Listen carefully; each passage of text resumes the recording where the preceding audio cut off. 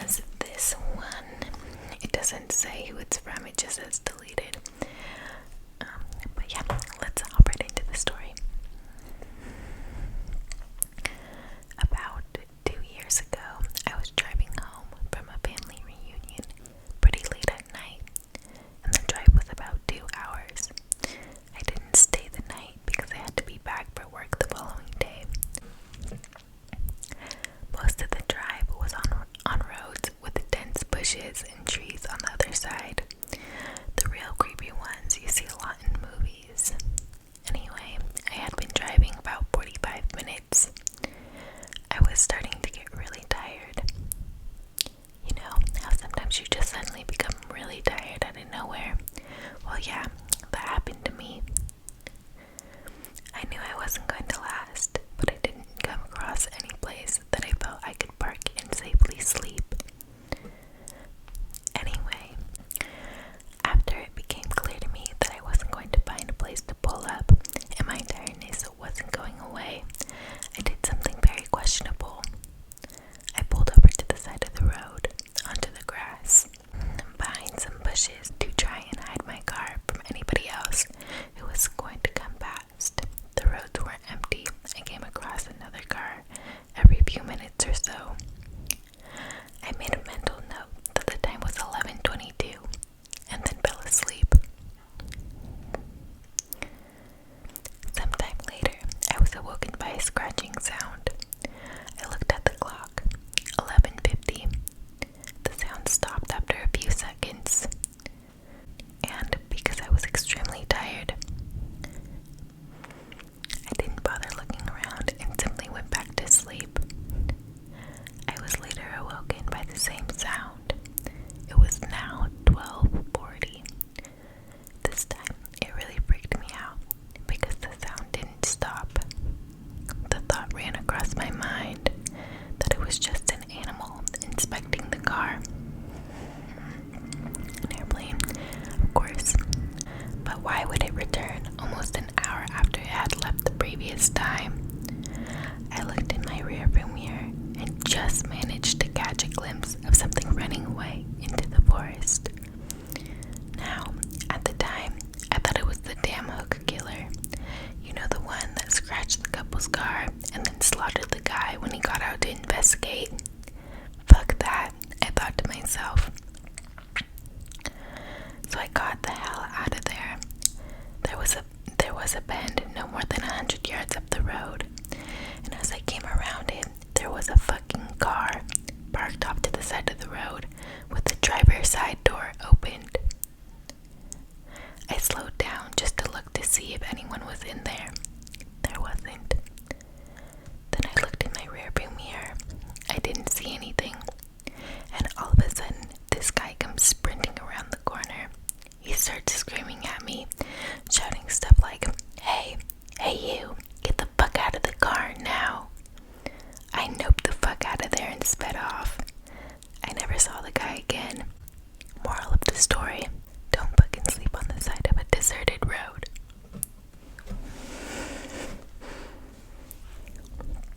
So, that was the first one.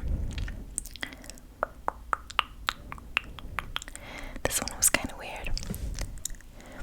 It was around 9:30 to 10 p.m. when my friend and I were driving around town. We were bored and in need of some entertainment. My friend had the bright idea to visit a palm reader so we could find out about our future. We pulled up to this small white building with bright blue neon letters that read psychic, but we couldn't tell if the shop was open.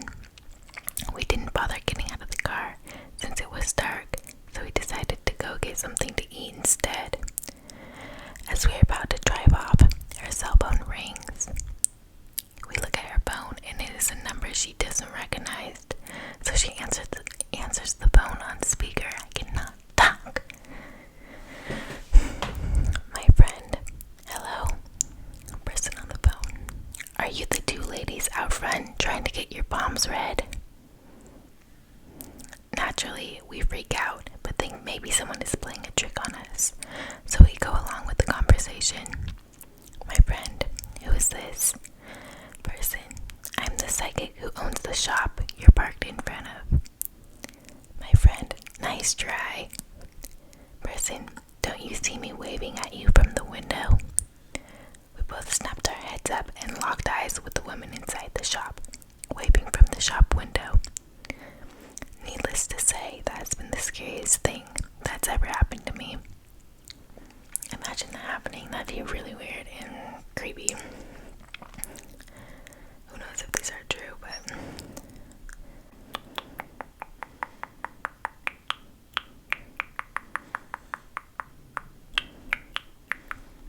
Okay, I have 2 or 3 more.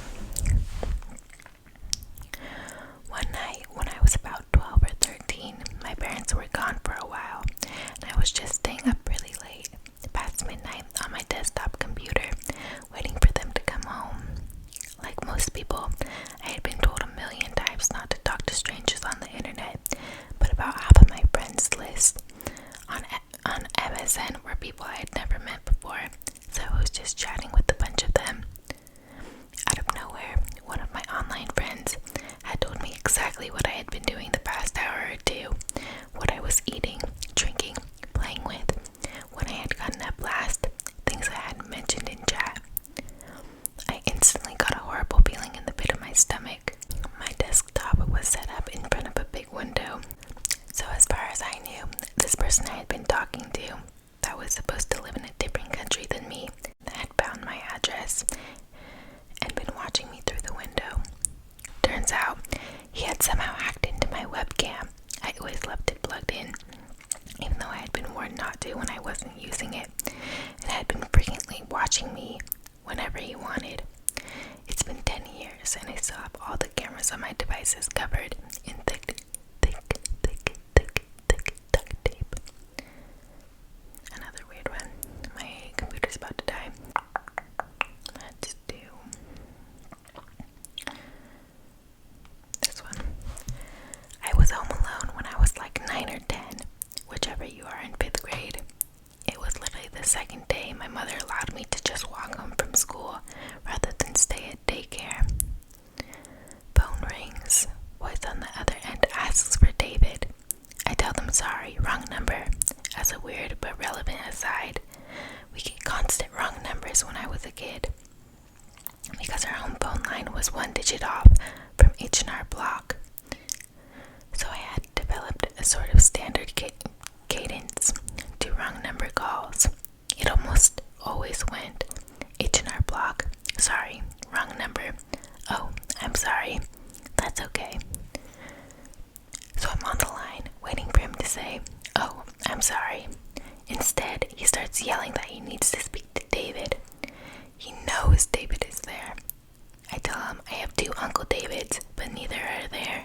The guy starts cursing and ranting in what, in hindsight, was pretty clearly driven by meth. So I'm already pretty spooked. Having never really encountered a full crazy person in my life. And then he starts describing my house. He starts telling me that it's white with brick pillars on the green porch, red doors, and with a white dog in the backyard. He concludes the call with, I know you're lying, and I'm gonna come get your ass.